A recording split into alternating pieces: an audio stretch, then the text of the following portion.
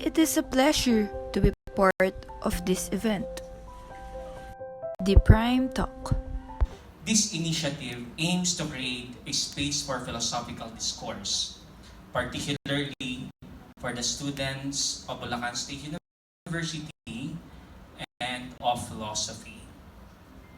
The Prime Talks, or an acronym for philosophy, religion and race, institutional structures and innovative technologies, morality and education, seeks to explore and application of philosophy in the context of real-world life.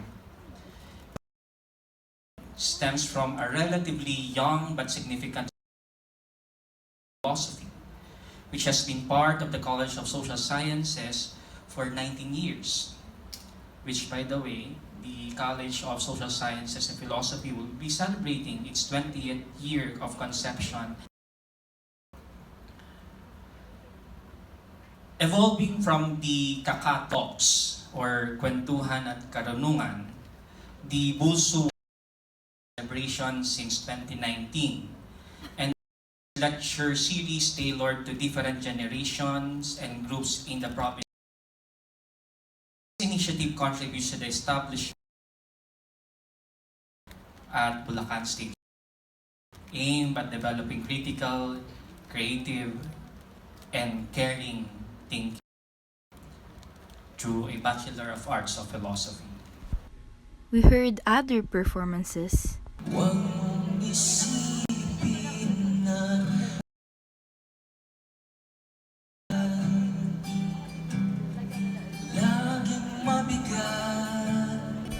And discussion.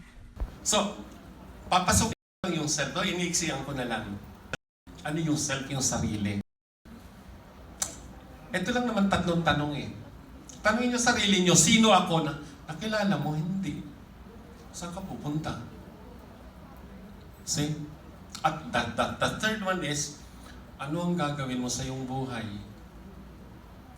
Pagdating sa dulo, may regret. Malay.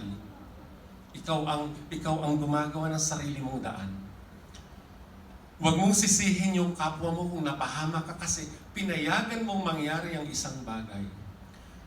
Pero ang bottom line pa rin ng mga katanungan, sino ka bang talaga? Who am I? Who are we? According to Nicomachean ethics, everything that exists has its own purpose. But what is our purpose? To the Stoics, each person has their own role in that they are meant to play. But what is our role? What will happen if we do not know our purpose or our role? Is it the end of the world? Of course not. It all starts with ourselves. Who am I? A simple question that makes us think deeply. During the Prime Talk, Professor Recto talked about the self and explained that there's a big chance most of us don't really know ourselves. He pointed out that understanding yourself is not as simple as it seems. It takes a lot of reflection, questioning, and even accepting some truths about yourself that might be uncomfortable. This journey of self-discovery is important because knowing ourselves helps us figure out our purpose and role in life. Without it, we might feel lost or like we're just going through the motions. But it's not the end of the world. Instead, it's the start of finding out who we really are. To know ourselves, we need to take time to reflect and figure things out.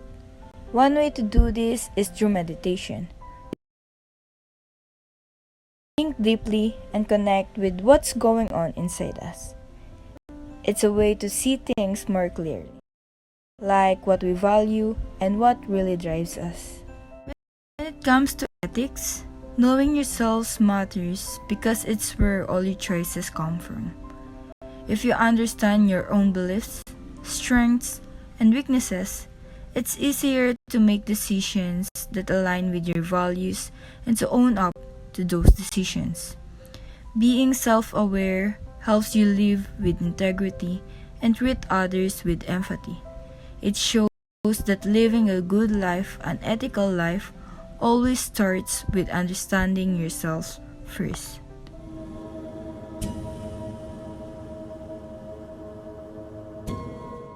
We've realized that not knowing ourselves can really keep us stuck. If we don't take the time to reflect, we might just go through life without understanding what we truly want or why we act the way we do. But when we start to discover who we are, things become clear. We find purpose and connect more with what's important. All this, I think knowing ourselves is really the key to everything. It's not just about figuring out us or role. It's about understanding why we make the choices we do and how we can live better. If we take the time to reflect and be honest with we can live more meaningfully and treat others better too. It all starts with us.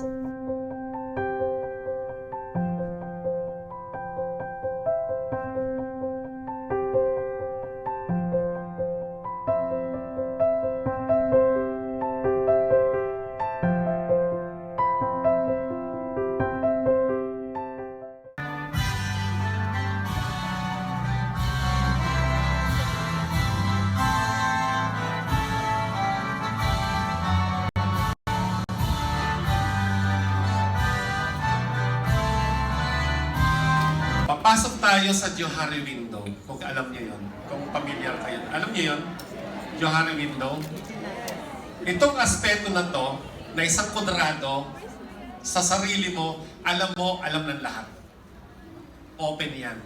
Yung pangalawang kwadrado, pangalawang bintana, hindi alam ng iba, pero alam mo, mga sikreto.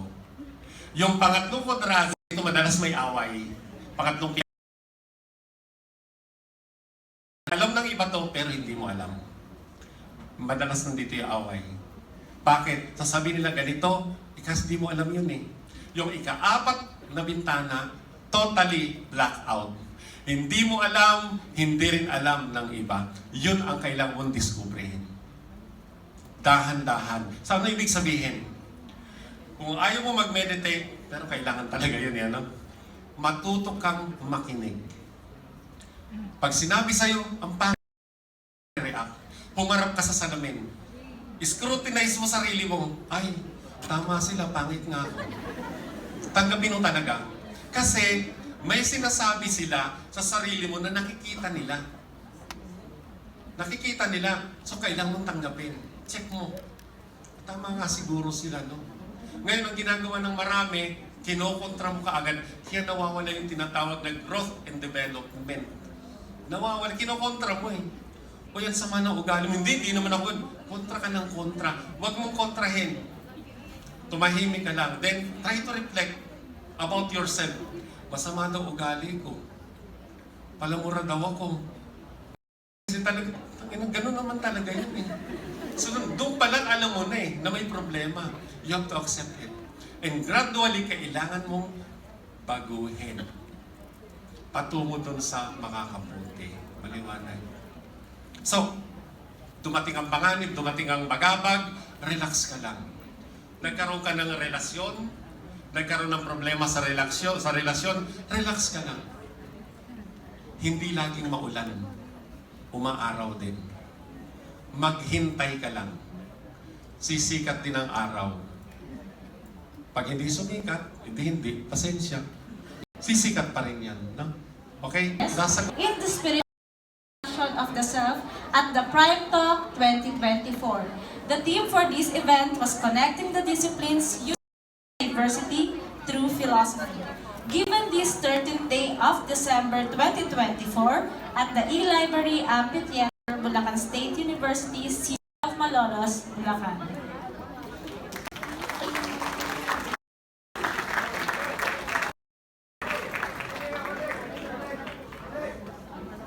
And that their end no dark is right, because their words had fought no lightning, they do not go gentle into that good night.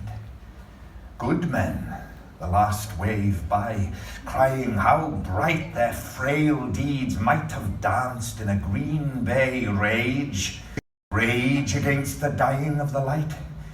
Wild men who caught and sang the sun in flight, and learned too late they grieved it on its way. Do not go gentle into that good night. Grave men near death, who see with blinding sight, blind eyes could blaze like meteors and be gay. Rage, rage against the dying of the light. And you, my father, there on the sad height, curse, bless me now with your fierce tears, I pray. Do not go gentle into that good night. Rage, rage against the dying of the light.